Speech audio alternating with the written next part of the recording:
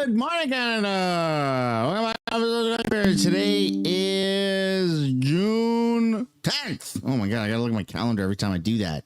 Today is June 10th, 2025, and well, it's another day in Canada. It's another news cycle. Oh my goodness. Yesterday was a pretty big day. Yesterday, you had the Prime Minister announce that we are actually going to hit our 2% minimum NATO contribution of our GDP this year, which is something that's kind of respectable. Like, that's actually pretty good, right? That's something that Pierre was talking about. It's something that Harper failed to do. It's something that Trudeau obviously failed to do.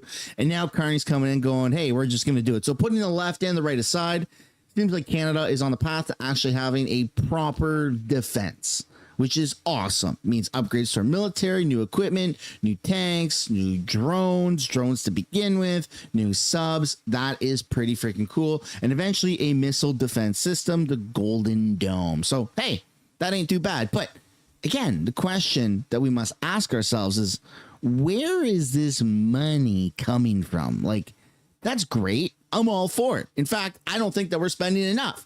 And even if we doubled how much we're going to spend, we're still not spending enough because there's a real world out there of a bunch of bad people that want to tear down the West. And Canada has the potential to be, unfortunately, a battleground. And so in order to never be that, we need to up our defenses. So that's all good and dandy, but where's the money coming from?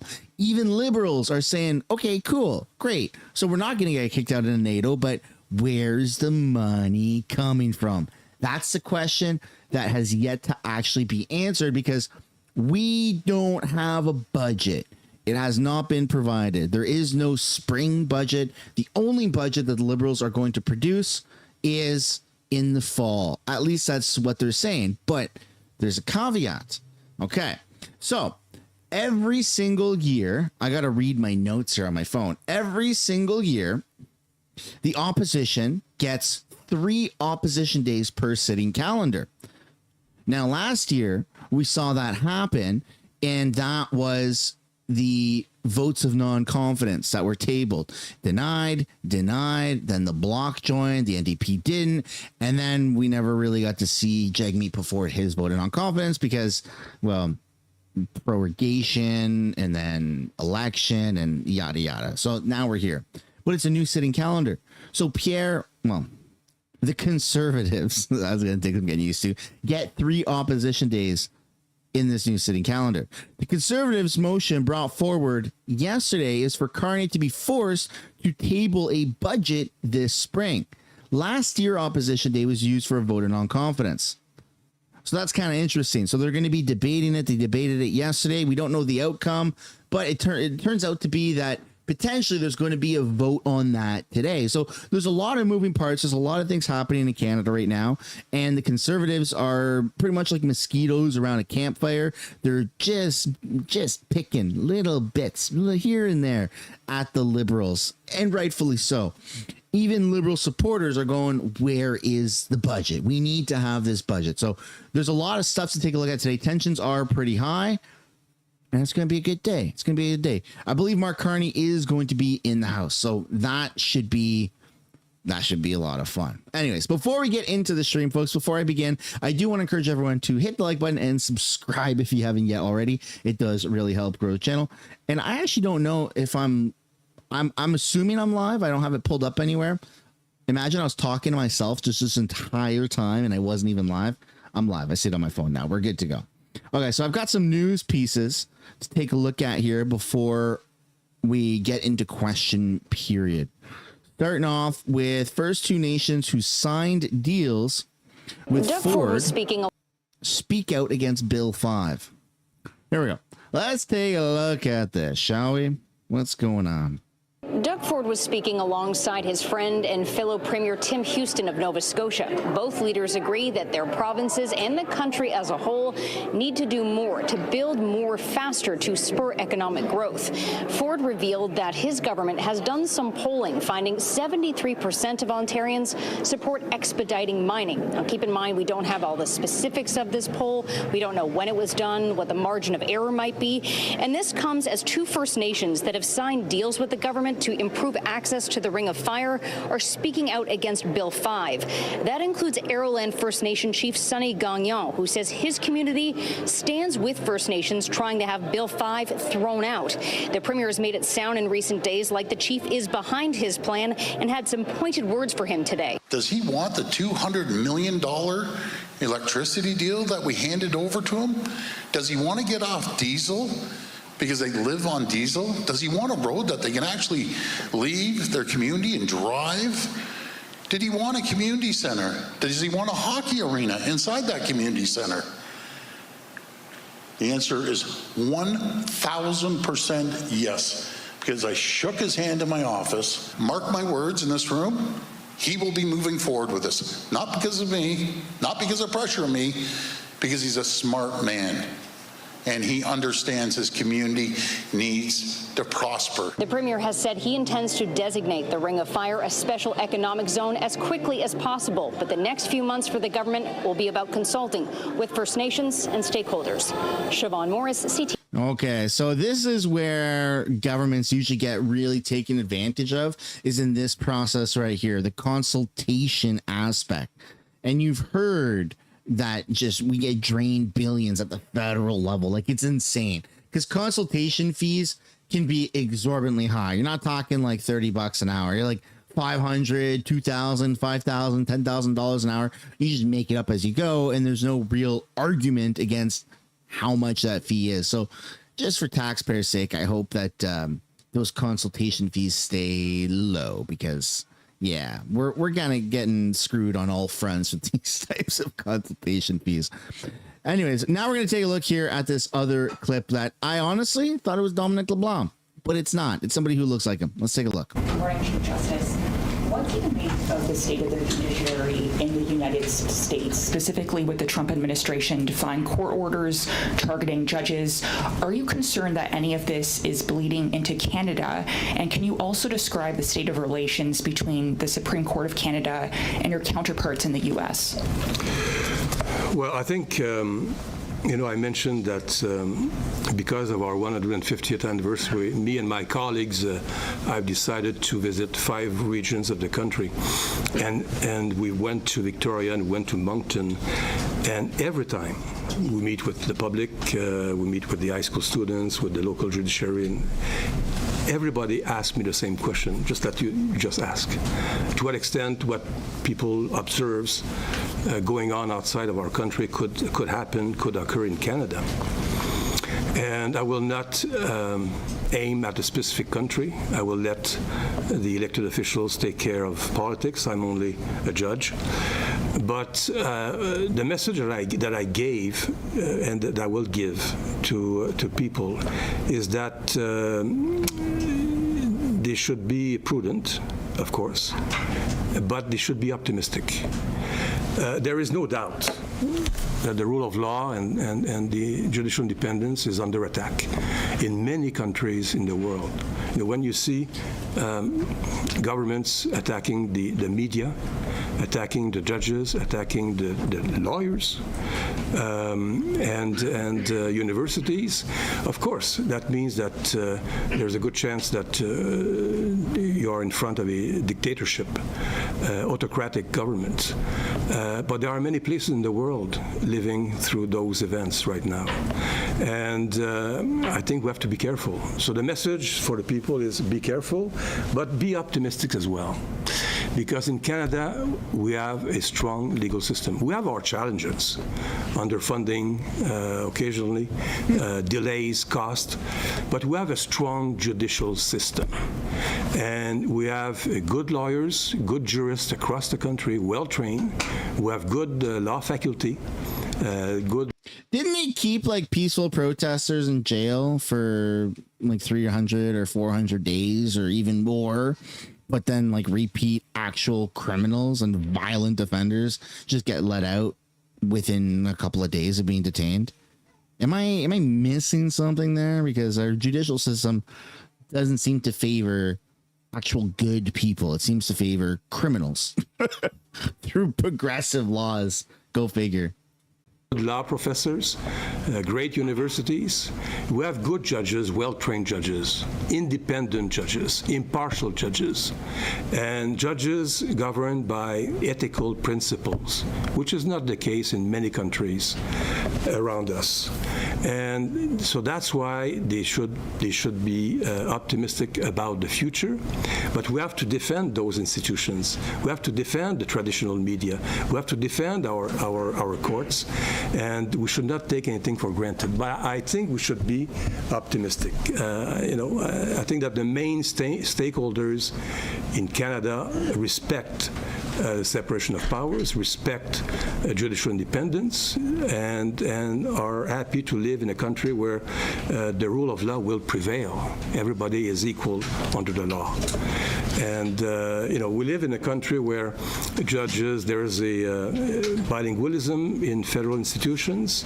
Judges, for the Supreme Court, for instance, we work in common law and civil law the same day, French, English. We provide our own knowledge if they want our knowledge and expertise to other legal systems in the world. Our jurisprudence at all levels are referred to by other countries in the world. We have a lot to offer. We have a lot to offer. And that's the message I give to the Canadian citizens. Thank you. And yet here in Canada, we have seen political leaders criticize judges for granting bail, for example. And Ontario's premier even suggested that judges should be elected and held accountable for their actions. Yeah, do you think that's appropriate? And does that interfere with the independence of our judicial system? Well, democracy, judicial independence, the rule of law are very sensitive issues, and we have to be very careful. I will not get into a debate with any statements of any politicians. It's not my role. I will let other elected officials do that work. But I understand that the Chief Justices in Ontario have issued a statement following some comments made about the value of judicial independence, and I support entirely their statement. So the Canada that I grew up in was quite simple. It was that Canada is held to a higher standard than like pretty much the rest of the world.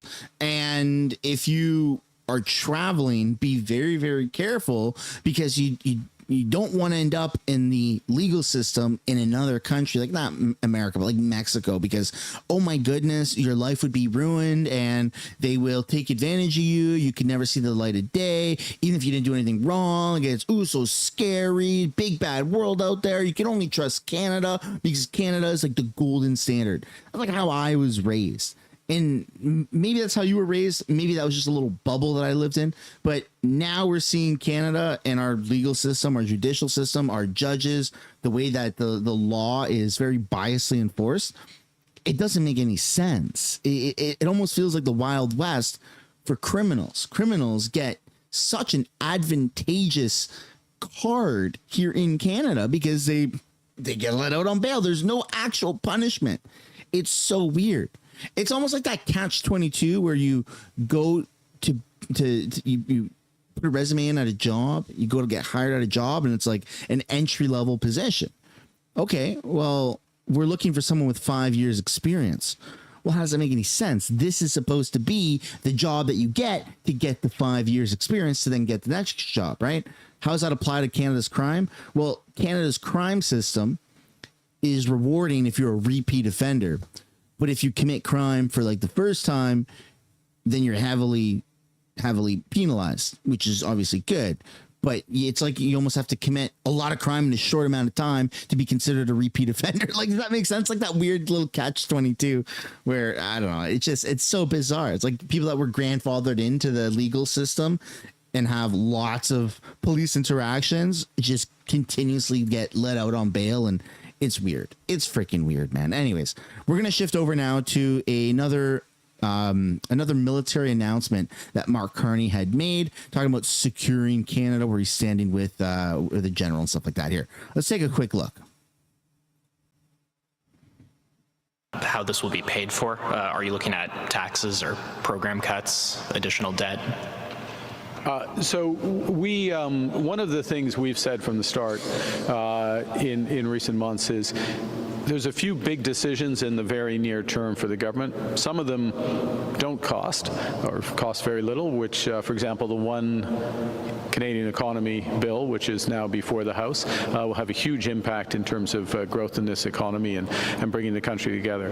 Others have a more significant impact, and you just mentioned two. Today's announcement and this focus on meeting our own responsibilities to protect Canadians, but also our NATO obligations at the same time. It's this decision that we're announcing today and the associated summit at NATO towards the end of this month. Those are significant events from a budget perspective, and we wanted to get to a point where we had addressed those. And then secondly, as you just referenced, we have just begun the process to look for savings in government, to improve government productivity, to reallocate spending across government. We're just last point, and so getting greater traction on that and clarity on the scale of that will be important for the budget. Last 2 points. Budget will be delivered in the early fall. The Minister of Finance will be more precise in due course. But we just cut taxes. We're not raising taxes. We just cut taxes. 22 million Canadians are getting a tax cut July 1st. Very pleased to see all-party support of that in the House. A good sign of parliamentarians coming together to help Canadians during the affordability crisis. Thank you. And just on fiscal matters, are you still expecting the deficit for this year to be at $62 billion? Well, look, the deficit, we'll give an update of the outlook for the deficit in due course. That will take into account the economic conditions, decisions such as today, progress we're making on spending reductions as well. So today's not the day for a fiscal update. It doesn't seem like any day is a day for a proper fiscal update. I mean, Mark Carney, man, is just he's spending so much money, and on the defense, it makes sense. But again, where is he getting that money from? So he's going to have to make cuts somewhere. So is he making cuts from social programs? Is he getting other funding that we're not aware of? Or these other trade deals that are going on that we're not aware of? I mean, none of this makes any freaking sense at all, right? And that's kind of the big thing about this is, okay, yeah, let's put a lot of money into our defense. I'm all for it. I think that's phenomenal. I think that Pierre Poilievre wanted to do that. Pierre even agrees with this. But again, where is the money freaking coming from? That's what we all want to know. Anyways, I'd love to know what you guys think down below in the comments about Carney's defense spending. Now we're going to get ready for what's going on in the House. But first, it looks like the NDP are outside doing a little chit chat with the press. And Pierre Poilievre is also waiting to talk in the halls. So let's see here what the NDP are doing. I'm going to switch my screen in just a moment. It's just loading. Here we go. Let's go to where he started talking. This is today. This happened right now, by the way. Good afternoon, everyone. You know, we all know that Canadians are going through a cost of living crisis. Many are losing their jobs, and we're in a trade war with our largest partner south of the border. And just last week, the Parliamentary Budget Officer said that the Liberal numbers just don't add up. So we believe that Canadians deserve transparency, and that's why we are calling for the Liberals to table a budget before the House rises for the summer. But we disagree with the Conservative claim that it's government spending that causes inflation. In our view, it was corporate price gouging, the global disruption caused by the pandemic and supply chain disruptions that are the main drivers of inflation. And that's why we are going to be voting against the Conservative opposition motion today. Misdiagnosing the problem risks misdiagnosing the solutions. And if the Conservative motion is to be believed, then that will require cuts to the services Canadians need. We know the Conservatives want to cut dental care. They want to cut child care. They want to cut pharmacare. And we believe at this time that Canadians need more help, not less. So New Democrats believe that there should be a fiscally responsible budget tabled in this House, one that makes the necessary investments that Canadians need, and one that brings in fair taxation so that we can actually provide the solutions that Canadians do need, which is building the affordable homes that they need, fixing health care, and lowering the cost of living, including groceries and utilities that we know would make a big difference in Canadians' lives. So that's why we will be voting against the Conservative motion today. Weird. Merci, Don. Weird. So they were ready to vote against the Liberal throne speech last week, but now they're choosing to vote against the Conservative motion that I just explained not too long ago today. I mean, this is incredibly snaky. The NDP is at it again with this weird coalition. They're talking about cuts and cuts and cuts.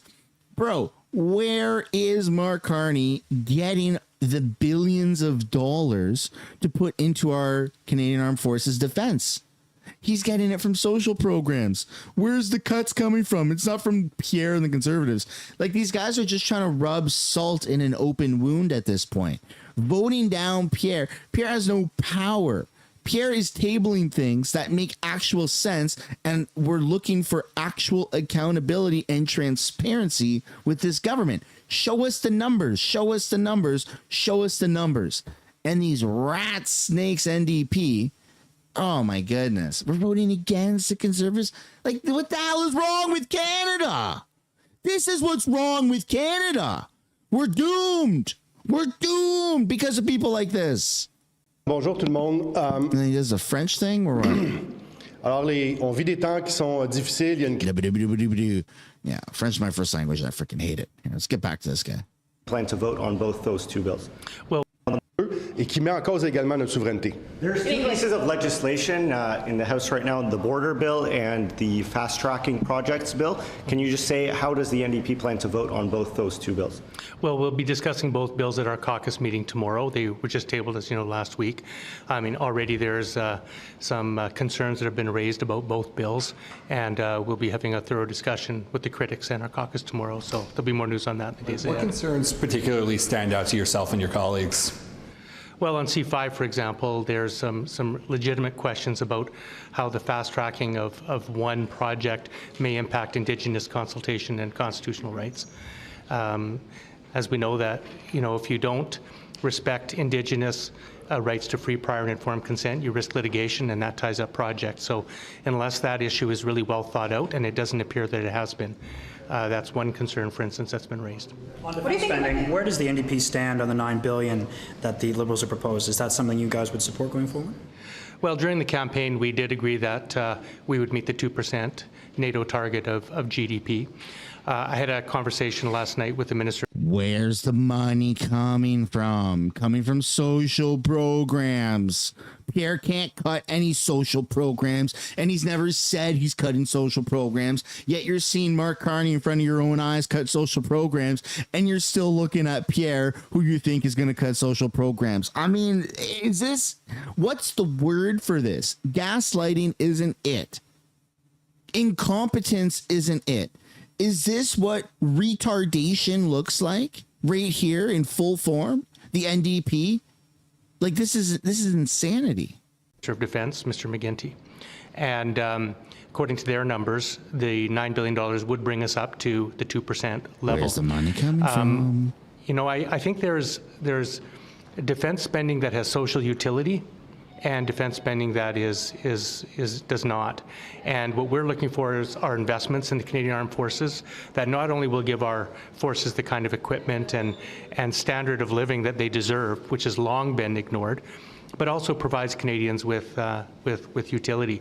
For an example, you know, making sure that we have the equipment for disaster relief is something that not only is something that counts toward our 2%, but also is something that I think will be able to be put to good use in provinces and territories across the country. But the goalposts are likely to move now. 2% is the goal now. We've heard from the head of NATO that it would be up to 5%. Would that be something you could support? We've done the math. It's roughly $93 billion additionally a year to get to 5%. All we've spoken about and committed to on the NDP is meeting the 2% target, and that's where we're at now. On the Auditor General's reports, especially on ArriveCan and the F-35, what did you think of them?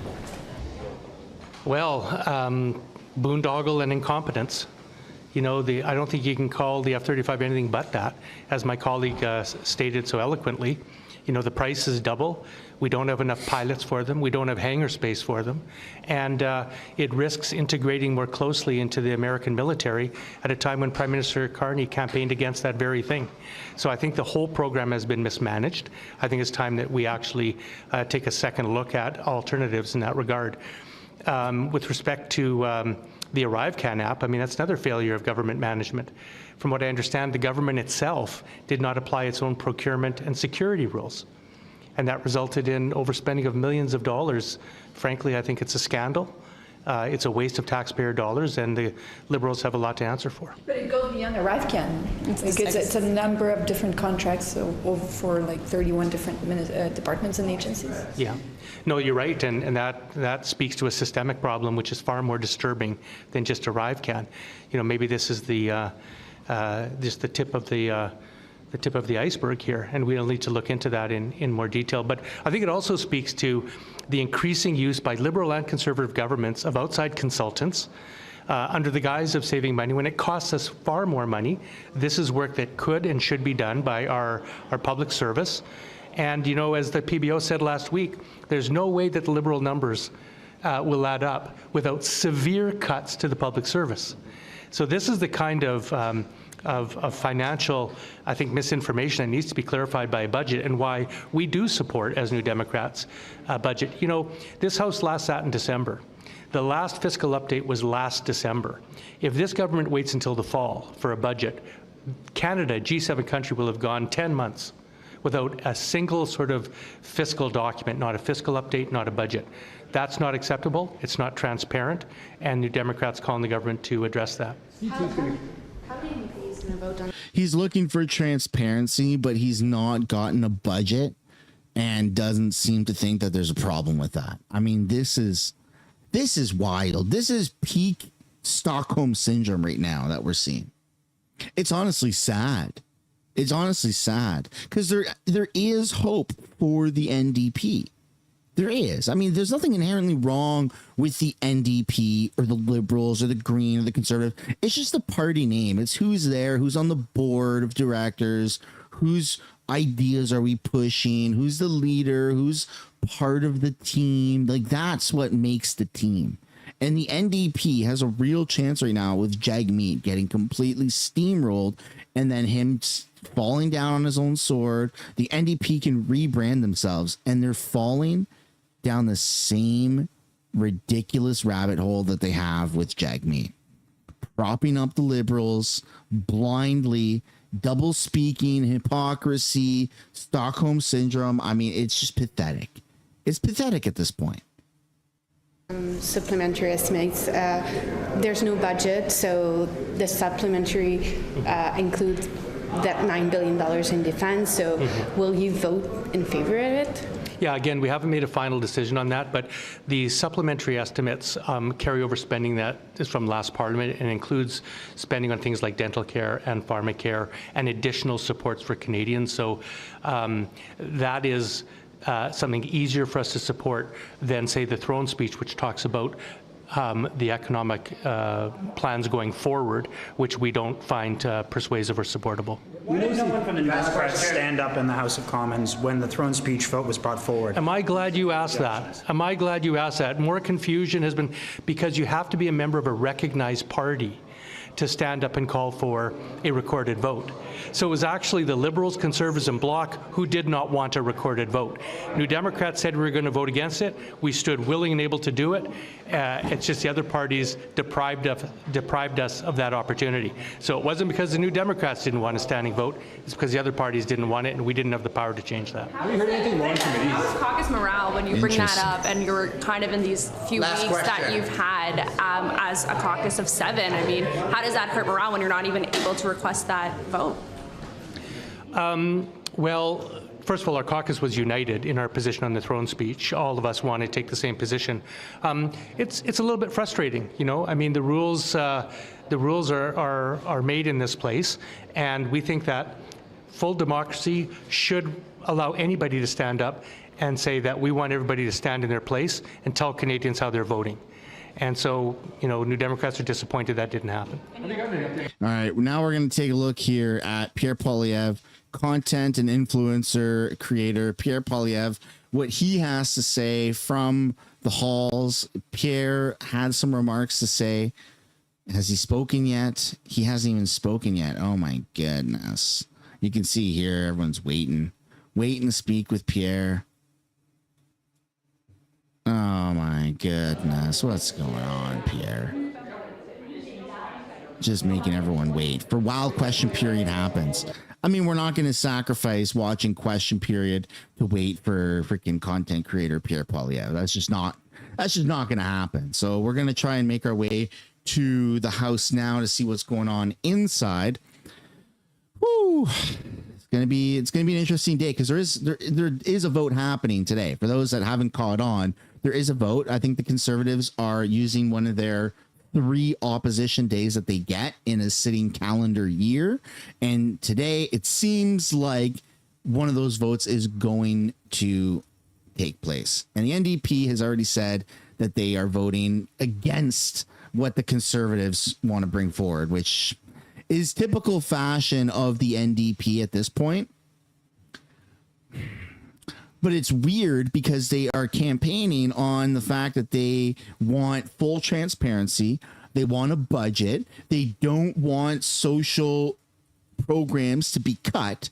But Mark Carney is upping all of the spending that the government's doing by billions, dozens of billions. And that money is coming from somewhere.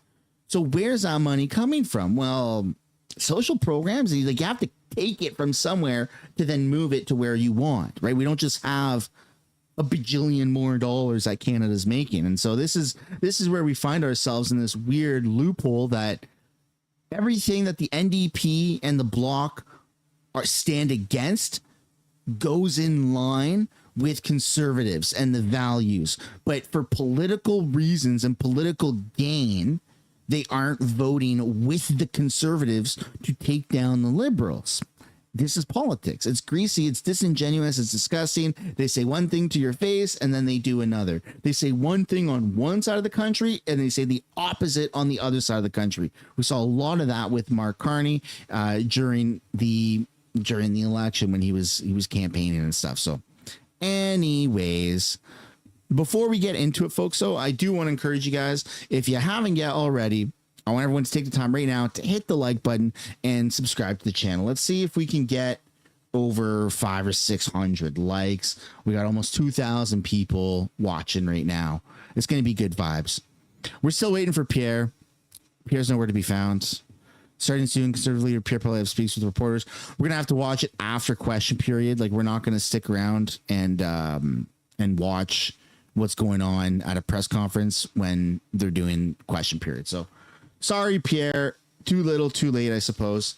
So now we're going to get into question period and we're going to take a look at statements by members because they are about to do the intro for question period very, very soon. All right, let's take a look, guys. Member for Humber River Black Creek. Speaker, Jimmy Lai, a 77-year-old pro-democracy advocate and journalist, stands for values cherished by Canadians, media freedom and the rule of law. Despite his age and health issues, Mr. Lai remains imprisoned in torturous condition under Hong Kong's repressive national security law, the provisions of which are inconsistent with international human rights law. On March 2024, the Subcommittee on International Human Rights issued a news release calling for the release of Jimmy Lai and expressed their solidarity with everyone advocating for freedom and justice in Hong Kong, echoing that Jimmy Lai stood up for truth and for his fellow Hong Kongers, and now we must stand up for him. Parliament has a proud tradition of supporting such individuals, as shown in 2023 when it granted honorary Canadian citizenship to Russian dissident Vladimir Murza. I now call upon the Government of Canada to make Jimmy Lee be made an honorary citizen of Canada. Thank you, Mr. Speaker. The honourable member for Beauce. Mr. Speaker, today the Auditor General released another scandalous report on the contract for new F-35 fighter jets for the Canadian military. In her report, she strongly criticizes the Liberal government's handling of this process. She points out that the project has exceeded its budget by more than 50% and now costs nearly $30 billion. And that doesn't include the weapons and infrastructure required to meet the requirements, which will cost at least another $5.5 billion. Finally, she points out that there's also a serious shortage of pilots to fly the F-35s once they're delivered. People of Beauce are asking, when will this government start managing their money more seriously? Maybe they should start by tabling a budget this spring, Mr. Speaker. The honourable member for Rimouski-Lamatha-Pézia.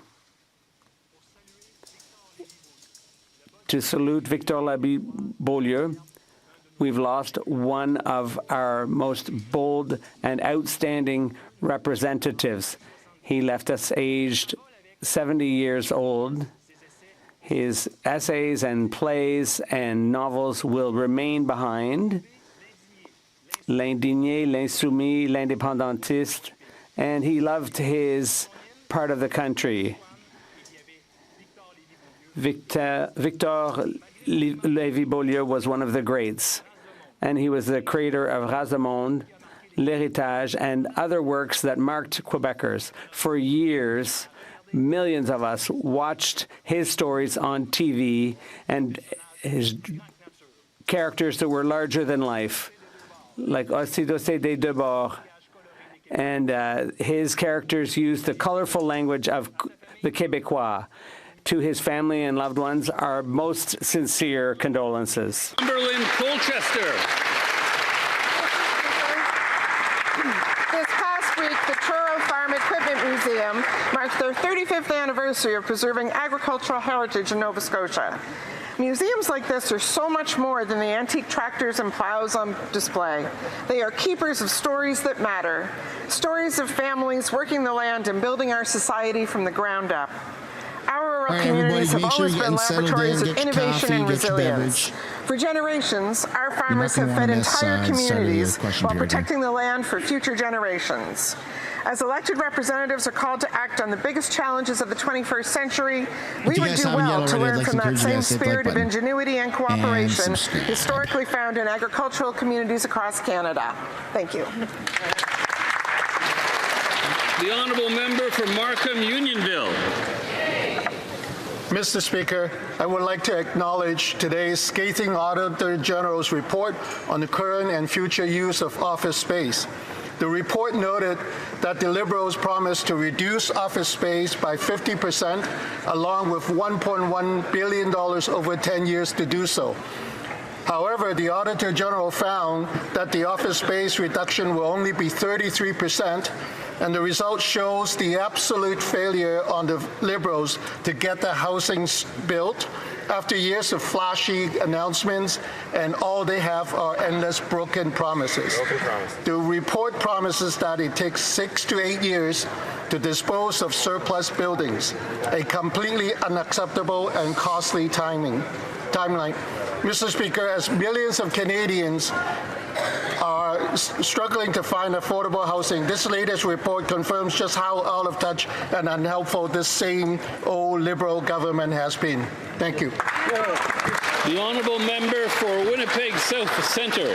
Mr. Speaker, this week marks the 100th anniversary of the founding of the United Church of Canada, established by an Act of Parliament exactly 100 years ago today.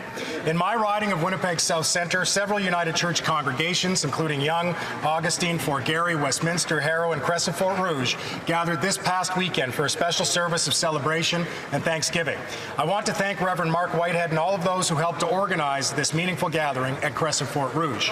For a century, Mr. Speaker, the United Church has stood alongside communities across Canada, not only as a spiritual home to many, but also as a place of welcome, community, and support, offering a wide range of programming and services to residents of all backgrounds. On this special anniversary, I want to extend my congratulations and gratitude to the United Church of Canada for 100 years of ministry, leadership, and hope, all in service of community. Thank you. The honourable member for Algonquin Renfrew Pembroke. The Auditor General's investigation into the Liberals' purchase of the F-35 fighter jets is shocking. It's over budget and behind schedule. Costs are up 50%. The new facilities to house the jets won't be completed until 2031. That is 3 years too late, forcing taxpayers to spend even more money on temporary hangars. The investigation also confirmed that we have known since 2018. We don't have enough pilots. Canada was once the pilot training ground for the Commonwealth during World War II. Thanks to these Liberals, we send our recruits to Italy to learn to fly. This lost Liberal decade has left Canadians unsafe and insecure in an increasingly dangerous world. These out-of-control costs, repeated construction delays, and lack of staff threaten to delay the replacement of the fighter jets. Now they want billions more to waste. Under these Liberals, Canadians are paying so much while getting so little in return. The honourable member for Brossard-Saint-Lambert. Mr. Speaker, today, wherever people of Portuguese descent gather, they celebrate Portugal Day. If you guys haven't yet already, now's the time. Hit that like button. And Portuguese Communities Day. What we celebrate on this day is, above all, what has shaped Portuguese culture over the centuries. Not a military feat, not a conquest, not even the discoveries. We celebrate cartography and azulejos, the symbiotic relationship with the oceans, and the delicious use of its treasures. Portuguese culture, well represented by Natas, is also a rich and renowned literature, from Camões to Fernando Pessoa, from Essa de Queiroz to José Saramago, fado, which moves us from cradle to grave, but it's also delicious, simple cuisine enhanced by the spices discovered in the 16th century and the judicious use of sea salt. Finally, being Portuguese, whether in Portugal or in the diaspora, means experiencing all these facets without too much homesickness. Thank you, Mr. Speaker. Member for Haliburton, Kawartha Lakes. Speaker, today's Auditor General's report is another damning indictment that the Liberals have lost control on their rampant spending on consultants. GC Strategies, the consulting firm with links to ArriveScam, they got 106 service contracts worth $92.7 million. This is the same company found in contempt of Parliament for refusing to answer questions, and they're called to this very House to answer those questions. But the scandal, of course, compounds from there. The AG found that in a third of the contracts awarded, there was no evidence that consultants had the required experience. Massive security clearance failures failed to prove that the fees paid did not match market rates, and the most damning of all, endless reams of evidence that the work wasn't even completed. Unreal. In true Liberal fashion, of course, Trudeau ministers responsible for ArriveScam, they actually got promoted. Yes. It's clear, Speaker, with decisions like this, the Liberals have no plan to get taxpayers' money back on this blatant corruption. The honourable member for Calgary Confederation. Mr. Speaker, I rise today to celebrate the 2025 graduating class from the University of Calgary. The last of this convocation, 7,000 graduates cross the stage today. Graduates like Austin Friesen, who just received his MBA, come from across degree programs and disciplines. Graduating from university is an enormous accomplishment. Grads are fortunate to have attended Canada's entrepreneurial university, one of our city's gems. The education and friendships they made along the way will serve them well. Sometimes young universities struggle to have their reputation keep up with their accomplishments, so I'd like to inform the House on just a few. Today, in dollar terms, the hardworking students, faculty, and staff at the U of C do about as much research as Queen's, Western, and TMU combined. All great universities in their own right. The university has among the highest student satisfaction scores. Its stroke protocol saves lives globally, and more startups have come out of the U of C over the past 5 years than any other Canadian university. Congratulations to all of the graduates. Your community is proud of you. You did it. Oral questions. Oral questions. The honourable member for Brantford. Speaker, today the Auditor General released a scathing audit on the top Arise scam fraudster GC Strategies. This two-person basement dwelling company feasted on 64 million taxpayer dollars. This was a direct gift from the Liberal government who allowed basic procurement rules to be completely ignored over the last 10 years. Canadians still don't know who did the work, what was done, if they were qualified, if they had security clearances. This is complete government incompetence. The ask is simple. When will taxpayers get their money back? The Right Honourable Prime Minister. Mr. Speaker, I thank the honourable member for his question. I thank the Auditor General for her service. I note that GC Strategy has been prohibited from government contracts for 7 years, and it's that standard, the minimum. As a member of Canada's new government and a new member of Parliament, we will uphold higher standards, Mr. Speaker. The honourable member for Brantford, Brant South, Six Nations. Mr. Speaker, shockingly, the very same Liberal ministers who had their fingerprints all over the Arise scam are still in cabinet today, namely the Jobs Minister, the U.S. Trade Minister, and his Foreign Affairs Minister. Their lack of ministerial responsibility is both negligent and inexcusable.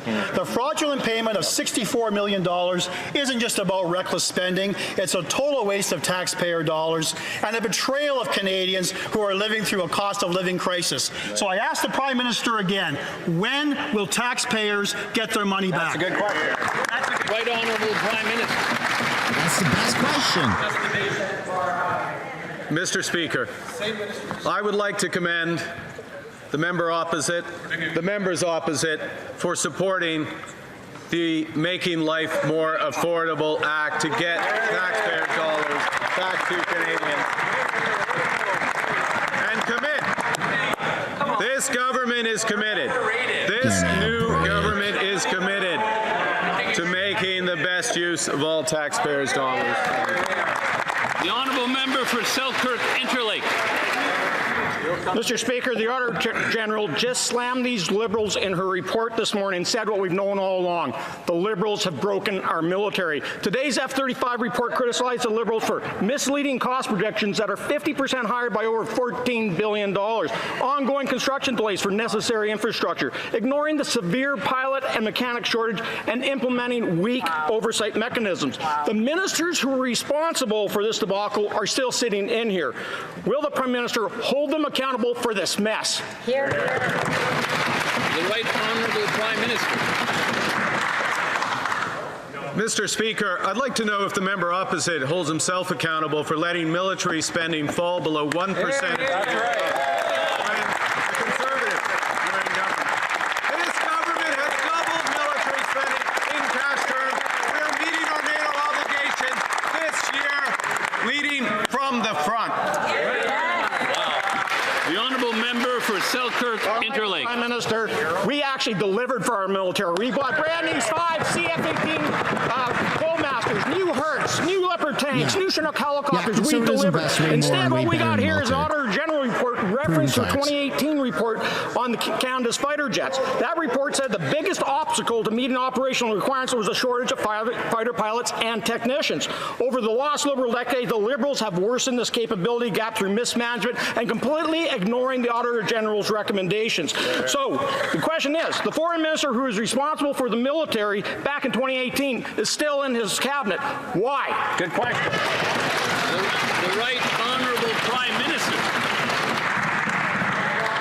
Mr. Speaker, I was proud to stand yesterday with the Minister of National Defence, the Chief of the Defence Force, and announce the largest increase in military expenditure in decades. military strong, building our military with Canadian technology, Canadian jobs, Canadian steel, Canadian aluminum. That's what the review of the F-35 is about. That's what the future of this country is about. The honourable member for Charles-Haute-Saint-Charles. Mr. Speaker, the Auditor General severely has criticized the government's management of the F-35 fighter purchase. It's now 50% over budget, $30 billion in costs. There are delays in construction, a lack of personnel, and insufficient oversight are threatening this project, and Canadians are paying the price. And the Prime Minister seems to have forgotten to mention that the new money announced yesterday is just to pay these cost overruns. He promoted the former Defence Minister. Why? The Right Honourable Prime Minister. Mr. Speaker, one of the first measures that I took was a review of the F-35 contract. Because we have to do what's right for Canadians, what's right for Canada, what's right for our security, and we will report back to Parliament over the summer. The Honourable Member for Charles-Haute-Saint-Charles. The Prime Minister is the only thing that's new in this government, because the rest of the government is an old government, and we're seeing the problems with this incompetent old government. We've learned today, Mr. Speaker, from the Auditor General, that the main subcontractor of Arrive scam got $64 million from this Liberal government, even if it was under investigation by the RCMP. GC Strategies is a company with just 2 employees. It got 106 contracts from 31 federal organizations for a total value of $92.7 million.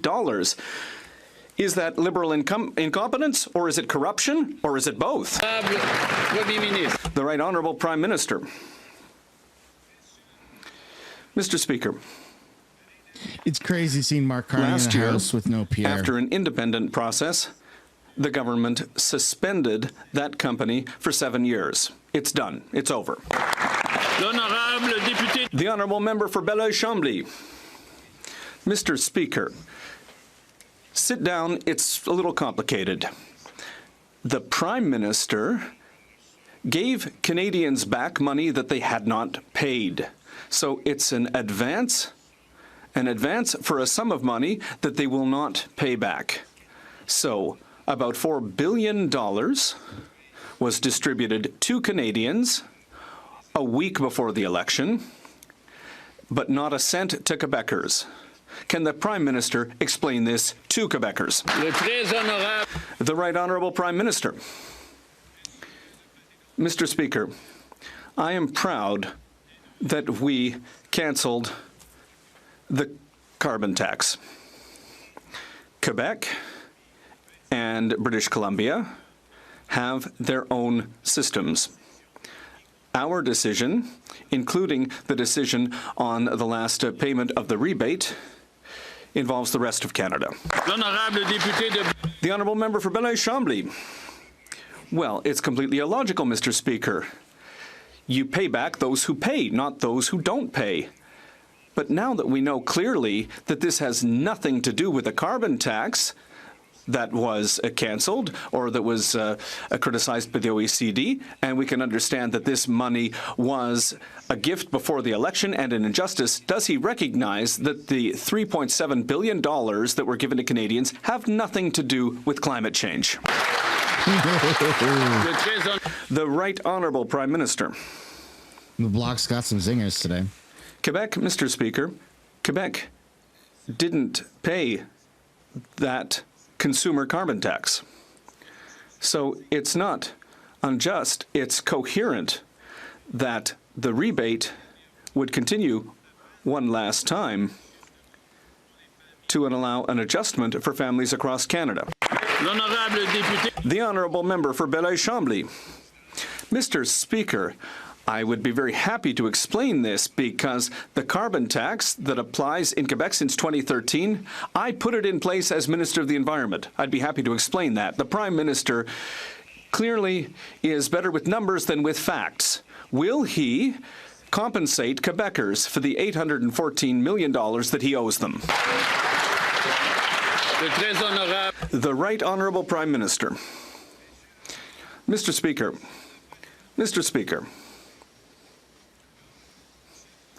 as the Bloc leader has just said, he created Quebec's own carbon tax system.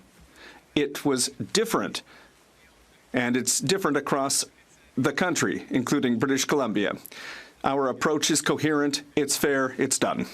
The honourable member for Edmonton West. Speaker, the Auditor General has once again exposed Liberal incompetence, highlighting millions wasted on their good friends and favourite consultants, GC Strategies. Not only have the Liberals not clawed back one penny from this scam, every Trudeau minister with his fingerprints on the scandal has been promoted by this Prime Minister. And now the Liberals are planning an extra $26 billion of taxpayer money for their insider consultant friends. Now, how about spend less on your insider friends and invest more in clawing back the money from GC Strategies? The Honourable Minister of Government Transformation. Mr. Speaker, I'll note that in March 2024, my department has terminated all contracts with GC Strategies and has revoked its security clearance so that it renders it ineligible for contracts that require that security clearance. But we went even further. The Office of Supplier Integrity last week determined that GC Strategies was ineligible for 7 years. This is a free, independent process, holding bad actors to account, working exactly as it should, Mr. Speaker. Thank you. Blacklist all the people associated. They can just make a new company.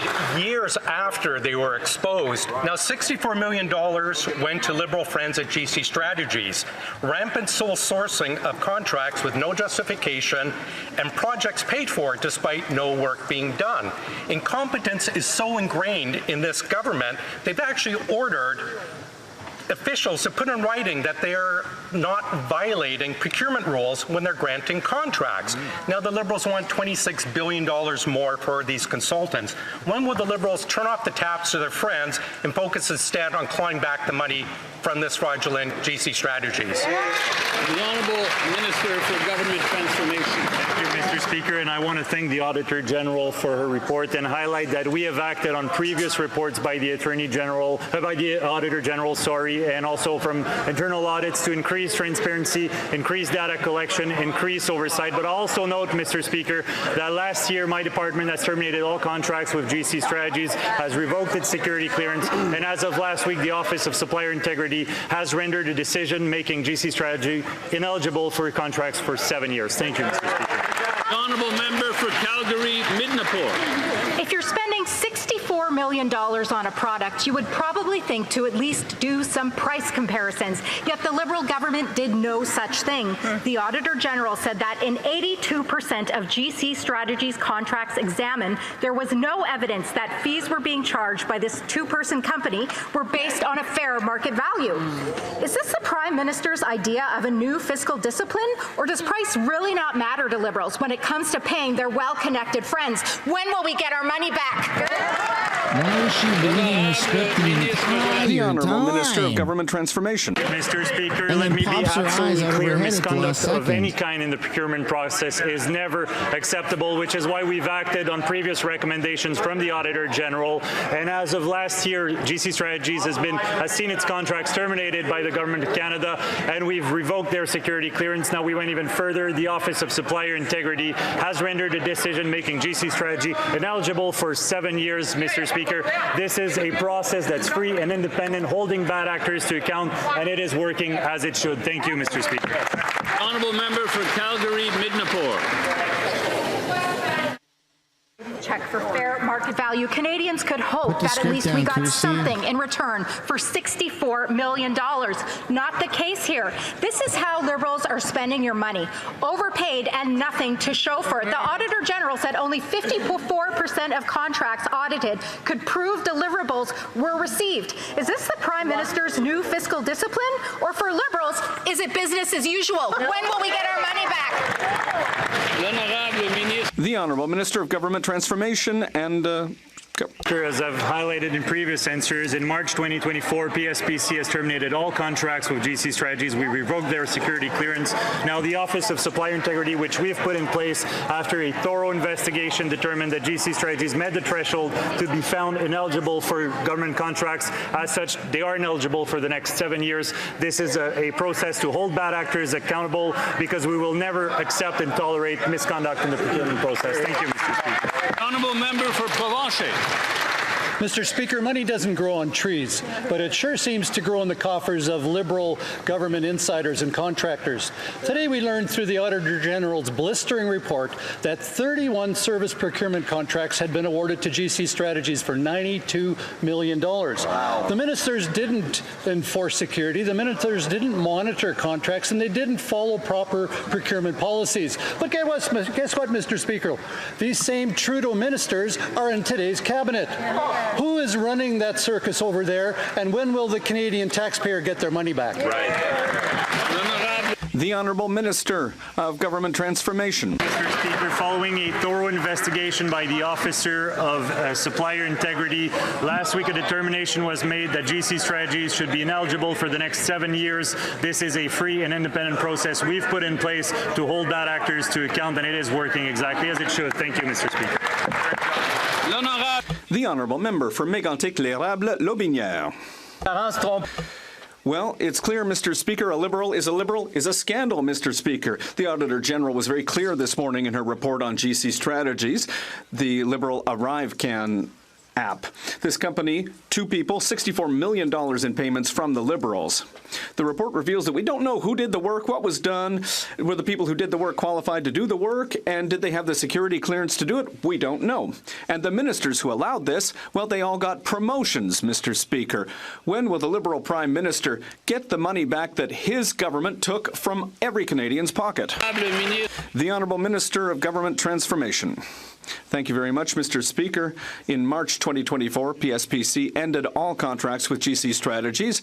We revoked the company's security clearance. They are ineligible for any government contract that requires security, and that was already the case. But last week, the government rendered a decision which makes GC Strategies inadmissible for any government contract for the next 7 years. This is an independent process that's working exactly the way that it should. Thank you. The Honourable Member for Mégantic-l'Érable, Lotbinière. Come on. Mr. Speaker, GC Strategies didn't force the government to pay it $64 million. $64 million for an application that didn't work, that wasn't safe, which cost a lot more than expected. The ministers who authorized that spending are either members of the Cabinet or in the Prime Minister's inner circle. Marco Mendicino, who's now the Prime Minister's Chief of Staff and a former Public Safety Minister, the former Minister who's now the Labour Minister. A scandal, a promotion.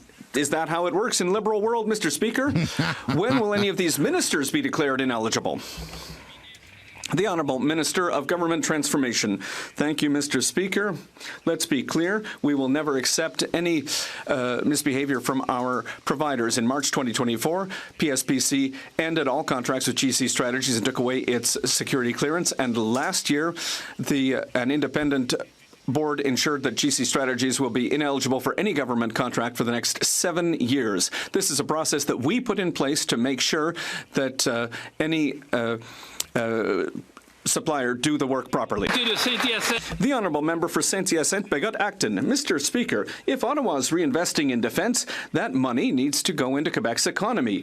It needs to go to our aerospace sector, to our shipbuilding sector, to our AI sector, among others. We need to hire Quebec's suppliers instead of giving our money to the Americans, as we did with the F-35s.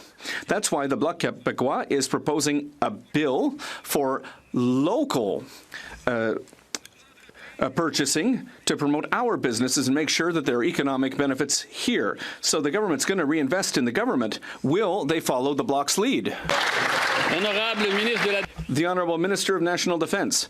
Mr. Speaker, we are proud to support Canadians and the Canadian Armed Forces.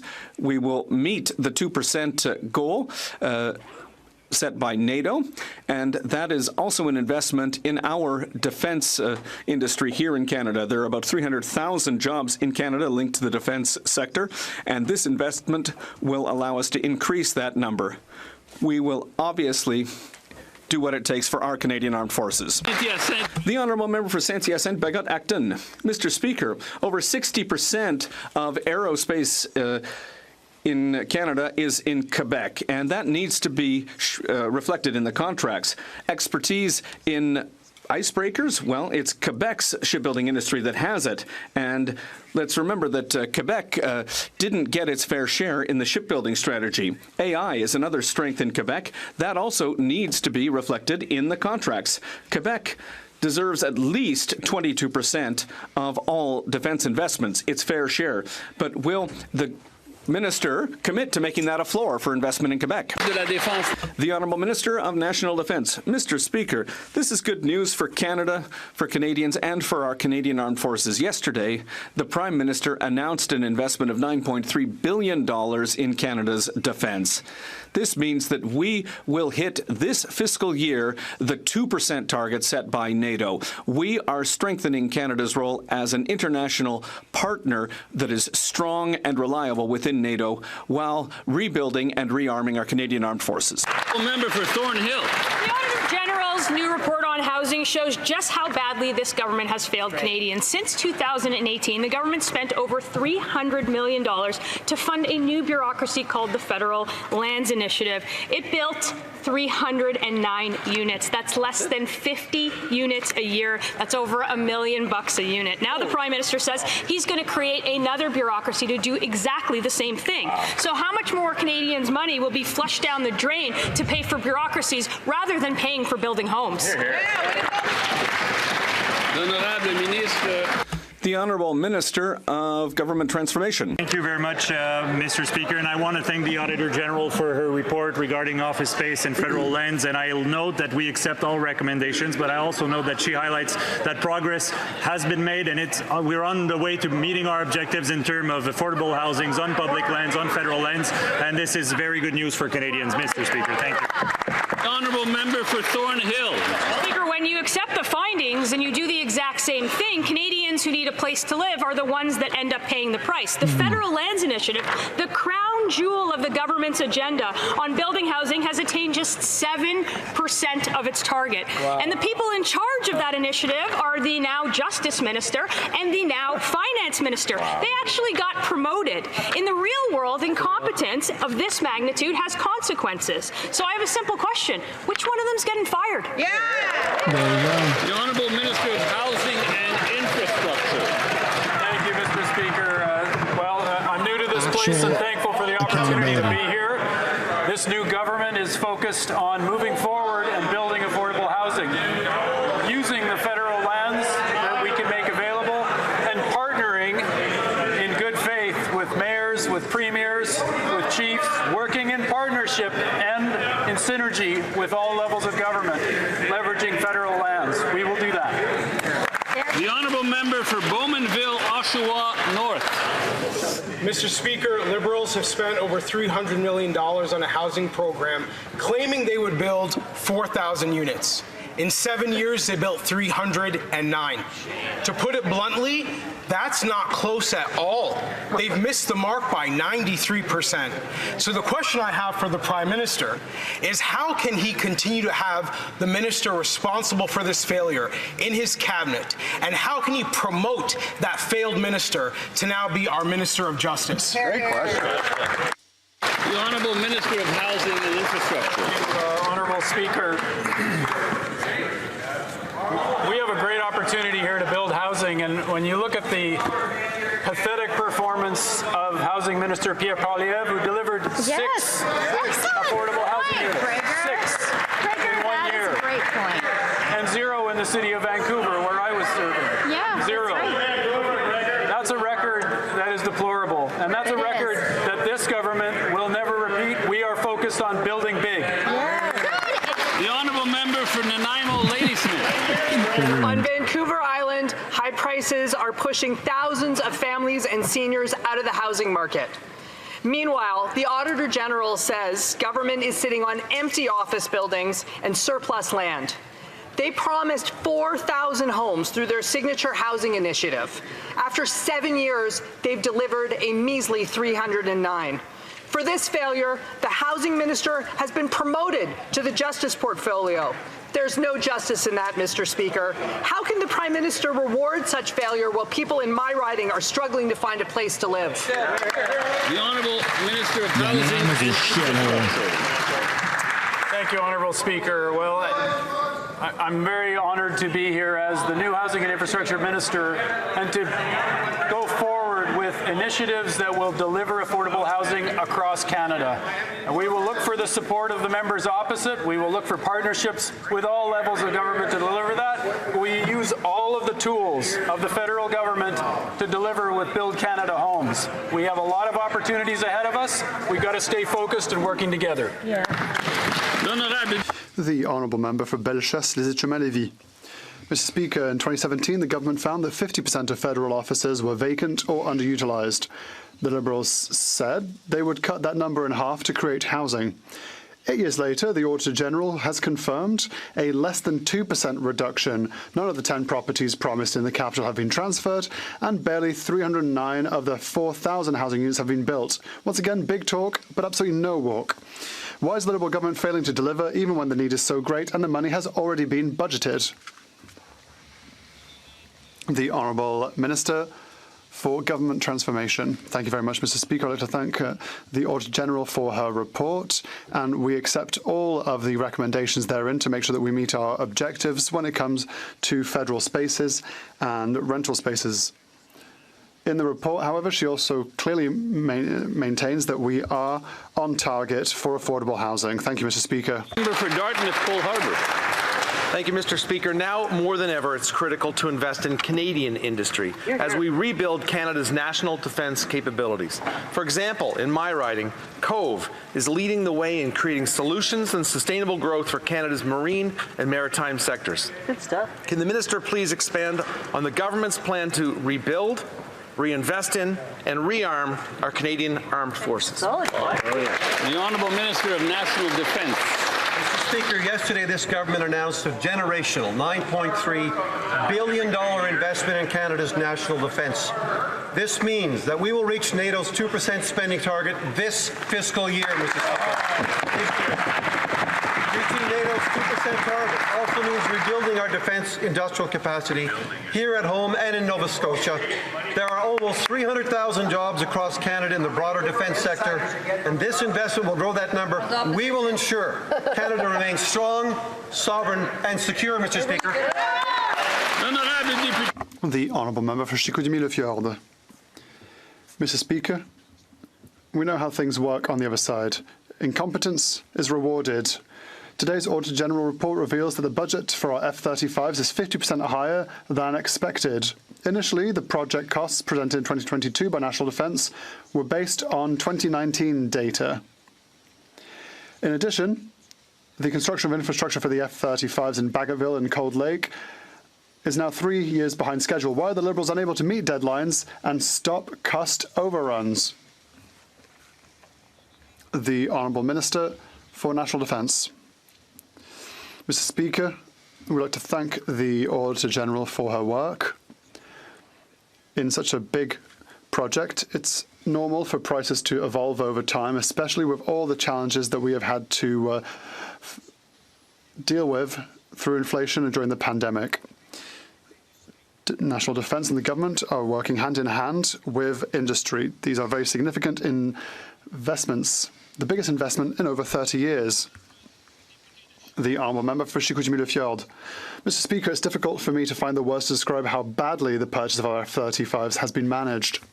The costs are skyrocketing, now reaching almost $30 billion. There is a shortage of pilots and technicians, and we've been talking about this since 2018. Construction of facilities is behind schedule, with completion now expected in 2031.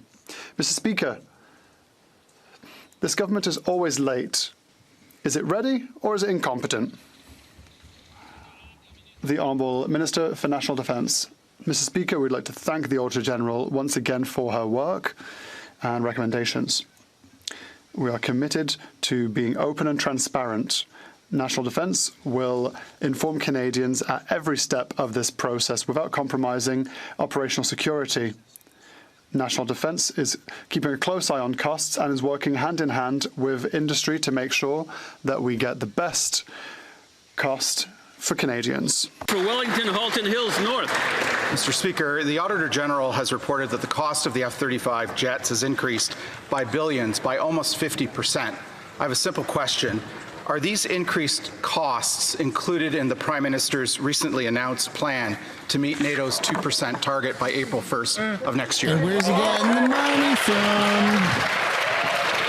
The Honourable Minister of National Defence. Mr. Speaker, we thank the Auditor General for her work. In a project this big, it's normal for costs to fluctuate over time, especially with all the challenges faced during the pandemic, like supply chain disruptions and inflation, as many F-35 participating NATO members have actually experienced. National Defence is working hand in hand with industry to make sure we get good value for Canadians. Mr. Speaker, we are making the biggest investment in the Royal Canadian Air Force in over 30 years. This is about giving our aviators the tools they need to keep Canada safe. Honourable Member for Wellington, Halton Hills North. Mr. Speaker, Finland is also undertaking this big project. They announced their purchase of F-35 jets around the same time Canada did in early 2022. Finland purchased 64 jets, Canada 88. The Auditor General has reported that facilities and training for the F-35s are years behind schedule. The Finns F-35s will achieve full operational capability in 2030. This government won't achieve that until at least 2033, 34 years behind the Finns. Why can't the government deliver these jets on time and on budget? The Honourable Minister of National Defence. Mr. Speaker, once again, we thank the Auditor General for her work and her recommendations. We're taking close note of them and moving to implement many of them already. We're committed to being open and transparent, where National Defence will keep Canadians updated every step of the way without compromising operational security. I'm sure the member doesn't imply that we should be doing so. National Defence is keeping a close eye on costs, working hand in hand with industry to make sure we get the best value for Canadians. We remain focused, Mr. Speaker, on supporting our top Canadian aviators as we procure a new fleet of fighter jets. The Honourable Member for Leeds, Grenville, Thousand Islands, Rideau Lakes. Today's Auditor General reports reveals the shocking contempt that this Liberal government has for matters of national security. They can't demonstrate that security clearances were held by 50% of the contracts that they awarded to GC Strategies. And in more than 20% of the cases, contractors were working without the required clearances. They didn't check before the work began. They don't know if the work got done. There weren't security clearances for the workers, but they cut the checks anyway. And then this Prime Minister gave the ministers responsible a promotion. So through you, Speaker, will the Prime Minister stand up today and tell us when we get our money back? The Honourable Minister. Thank you, Mr. Speaker. As I noted in previous answers, in March 2024, PSPC revoked the security clearance of GC Strategies. We've also terminated all contracts because we will always hold bad actors to account. And last week, the Office of Supplier Integrity rendered its decision making GC Strategy ineligible for the next 7 years. This is a process that is independent, that is free of political intervention, to hold bad actors to account, and it is working exactly as it should. The Honourable Member for Leeds, Grenville, Thousand Islands, Rideau Lakes. Well, I'm glad the minister knows that that's working exactly as it should, because they don't know that about any of the work GC Strategies did. $100 million, no deliverables can be proven, no security clearances were had, and the minister's talking about them not doing work in the future. Fine. What we want to know is about the work they didn't do in the past that Canadians paid $100 million for. So, to the minister, through you, Speaker, stand up, tell us what date are Canadians getting their $100 million back, when?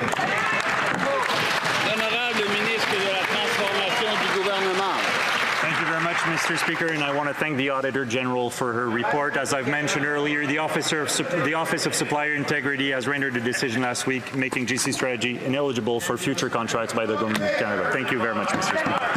Member for St. Albert, Sturgeon River. Mr. Speaker, these Liberals handed 20 million taxpayer dollars to GC Strategies for their Arrive scam. This for a company that did no work, whose office was raided by the RCMP and is implicated in fraud. And today we learn from the Auditor General that millions more went to GC Strategies without any proof that work was done. This is absolutely outrageous. When can taxpayers expect a refund?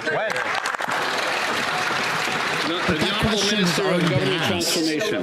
Thank you, Mr. Speaker, and I want to thank the Auditor General for her report, and we've acted on all recommendations she's made in previous reports as well as internal audits.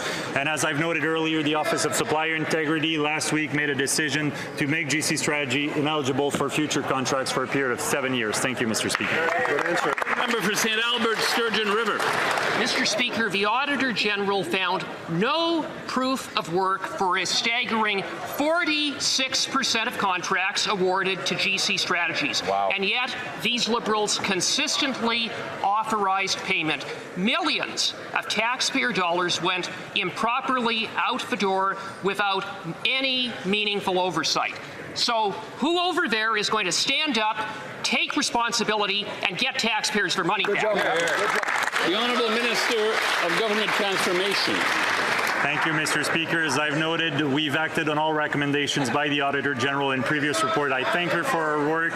We will always hold bad actors to account. And as a matter of fact, Mr. Speaker, last week the Office of Supplier Integrity made a decision to make GC Strategy ineligible for future contracts for a period of 7 years. This is a process that's working as it should. Thank you, Mr. Speaker. Honourable Member for North Island, Powell River. $64.5 million. That's how much taxpayer money this Liberal government gifted their friends over at the top Arrive scam contractor. Friends, Mr. Speaker, who are now under RCMP investigation, yet the Trudeau ministers responsible for this scandal, far from being held accountable, have actually been promoted to the Ministers of U.S. Trade, the Minister of Foreign Affairs, and the Minister of Jobs. So my question to the Prime Minister is, when will there be some actual accountability for the millions of dollars in fraud, and when will the hardworking men and women of this country get their money back? The Honourable Minister of Government Transformation. That was all right. Mr. Speaker, and let me be very clear, misconduct of any kind by suppliers is never acceptable, and we will always hold bad actors to account. As a matter of fact, Mr. Speaker, the Office of Supplier Integrity last week made a decision making GC Strategy ineligible for contracts for a period of 7 years. We've also terminated in March 2024 all contracts with GC Strategies, revoked their security clearance. We will always hold bad actors to account. Thank you, Mr. Speaker. But the Conservatives should be asking the question differently. Like, really? It's not hard for them to say, hey, Quebec are we going to blacklist the people that were involved? Because anyone can just make a new company. So it may not be GC Strategies, but it may be something else. Today, the Bloc Why can I think of that sitting here in my RV, not wearing pants, but these politicians can't think of asking that question? What is wrong? So essentially, with the Bloc Québécois is asking why can't they think? And to eat it too. Mr. Speaker, can the Minister for Environment and Climate Change tell the Bloc the truth? Annoying.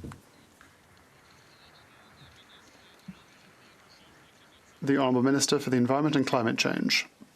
The carbon pricing rebate has been in place for many years. Quebec has its own carbon pricing system, and the federal fuel charge does not apply in Quebec. Therefore, Quebecers did not receive the Canadian carbon rebate. We respect Quebec and have been consistent on this issue. The Bloc Québécois should support our efforts to fight climate change and protect our environment rather than just playing petty politics. Honourable Member for Carleton Trail, Eagle Creek.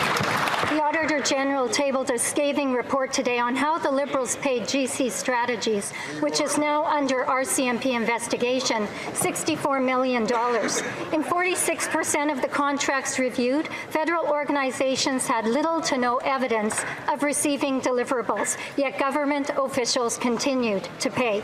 Given the ministers responsible have yet to get the money back from these fraudsters, how did they get promoted into this Prime Minister's cabinet? Honorable Ministre de la Transformation. The Honourable Minister for Government Transformation. I thank the Auditor General for her report, and for previous reports she's made on this matter. We've acted on all of her recommendations to increase accountability, transparency, data collection, and to clarify the rules, the roles, and the responsibilities. And let me be very clear, Mr. Speaker, we will always hold bad actors to account. As a matter of fact, we've revoked the security clearance of GC Strategies. The Office of Supplier Integrity has acted on GC Strategies. Thank you, Mr. Speaker. Honourable member for Carlton Trail, Eagle Creek. $64 million in fraudulent spending on GC Strategies and not a cent returned. Today's Auditor General reports have slammed this government.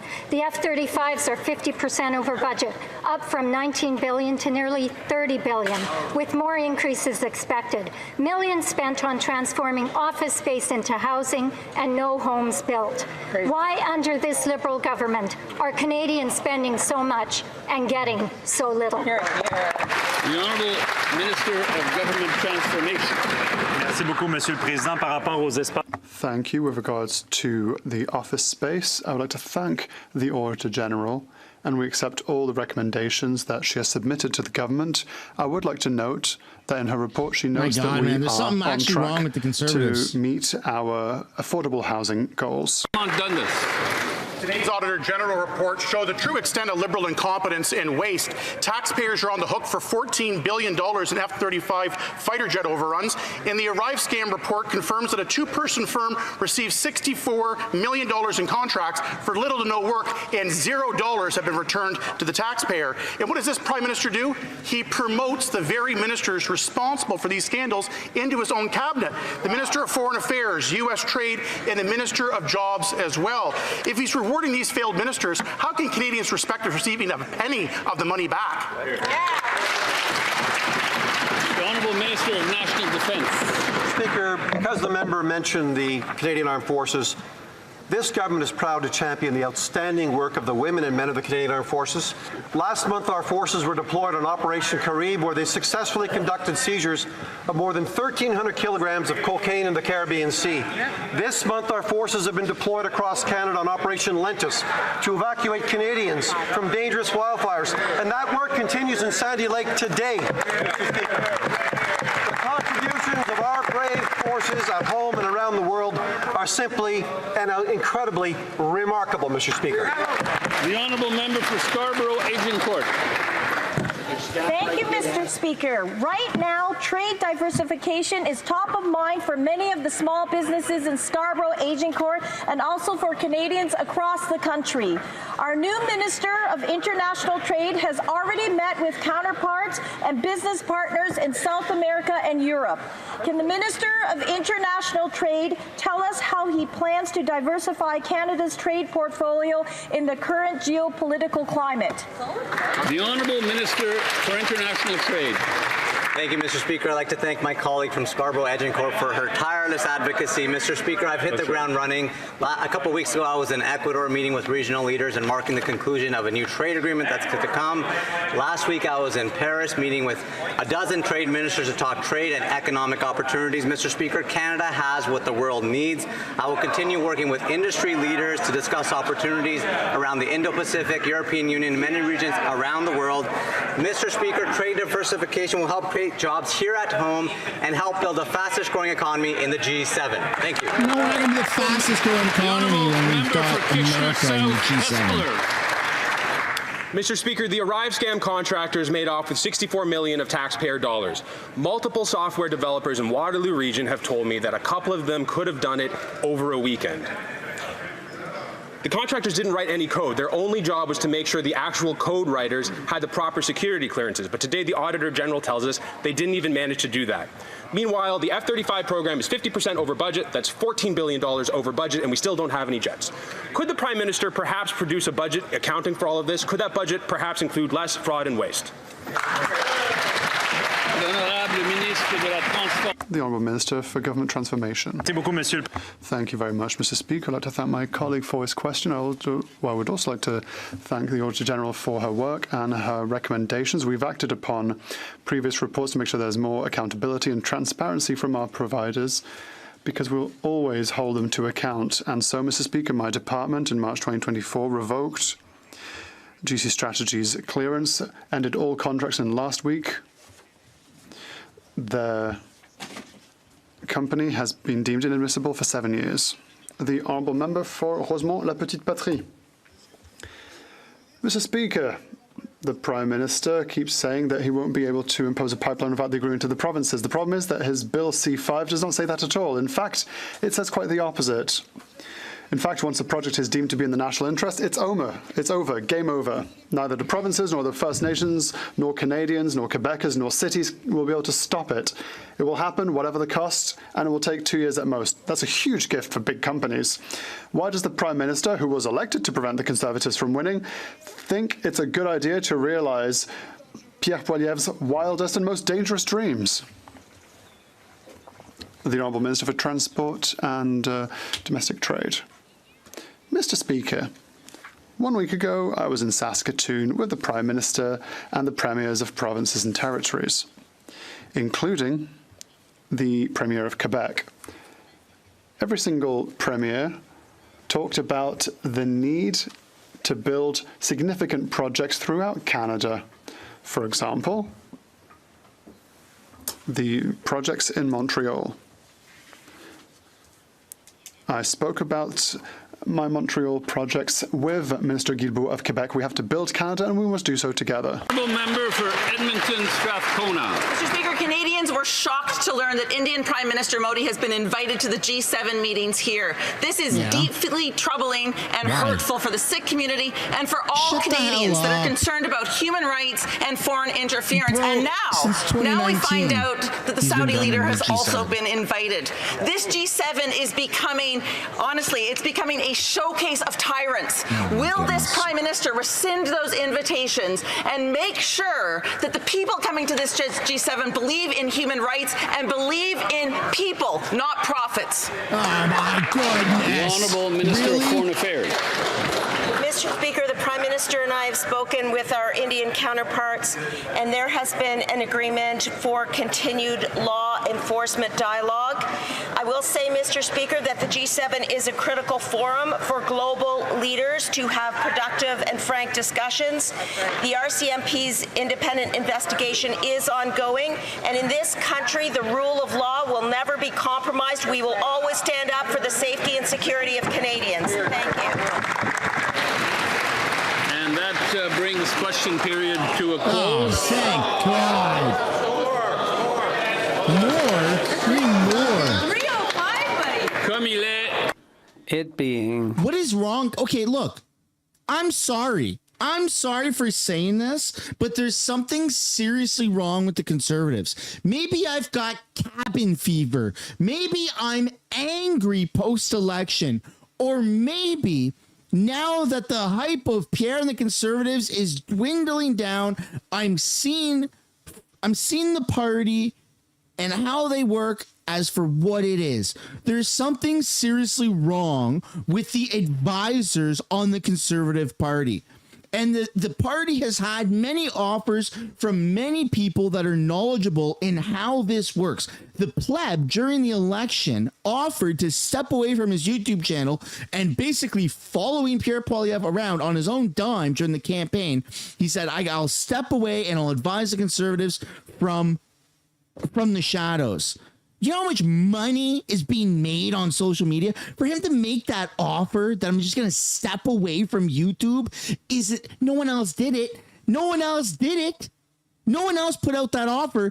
People actually care about the party, and the Conservative Party and the advisors want to see the Conservative Party tank or something. There's some weird self-sabotaging shit going on. Pierre Poilievre trying to do a press conference at the same time as question period is ridiculous. I get that sometimes opposition party leaders, they talk to the cameras right before question period goes live. The NDP did it successfully. The NDP was successfully able to talk to reporters right before question period went live. Pierre didn't. Pierre is not acting like a politician. He's acting like a freaking influencer who's late to his own live stream. It's actually gross. It's a gross look. And today's question period is gross. Look, I have conservative values. I'm pro-conservative. It's not even a discussion that I'm pro-Pierre. I tried so hard to educate people on the fact that it's so important that the Conservatives need to win. But now they are just dropping the bag. I don't know what the hell is wrong with them. Everyone's angry with the GC Strategies $64 million Arrive scam thing that they pulled off, right? Couple of weirdos got a cabin, filled it with old computer equipment, and like, hey, look, yeah, we're building this app. We're working hard on it every day. It was like the biggest fraud Canada's experienced, and it was all out in the public. It was insane. We all saw it. So now the Conservatives are going, well, where's the accountability? Where's the accountability? The Liberals have been saying, okay, well, we basically banned GC Strategies for the next 7 years from having any contracts with the government. Great. All it takes is one time for me to hear that and for me to say, oh, okay, yeah. Okay, they're banned. So what are some follow-up questions that you can ask? Well, me sitting here in my RV, not wearing pants, by the way. I'm just here in boxers. I'm not wearing pants. So I'm just sitting in my RV pantsless. I can come up with drinking $2 McDonald's coffee and I can think, okay, well, if they're banned for 7 years, then what are we going to do about the people that worked for GC Strategies? The two main guys. Are we going to blacklist them from having any affiliation with contracts with the government for 7 years as well? Because you can easily make a new numbered company. You just buy a shelf company and keep it a numbered company. And then, it's no longer GC Strategies. It's 1, 2, 3, 4, A, B, C, D. Look at that. Are we going to do something about that? Not a single question was asked by the Conservatives this entire question period that had anything to do with that. It was all pre-scripted questions. It's so disingenuous. It's so disgusting. And I'm so angry with the Conservatives for literally they're going through the motions. There's no enthusiasm. There used to be enthusiasm. They used to care about the country. They used to say, hey, there's fraud over there. Let's do something about it. Now they're going through the motions to say that we're doing it. You lost the election. Get over it. Do your fucking job. Ask the questions or you're never going to be in power again. God.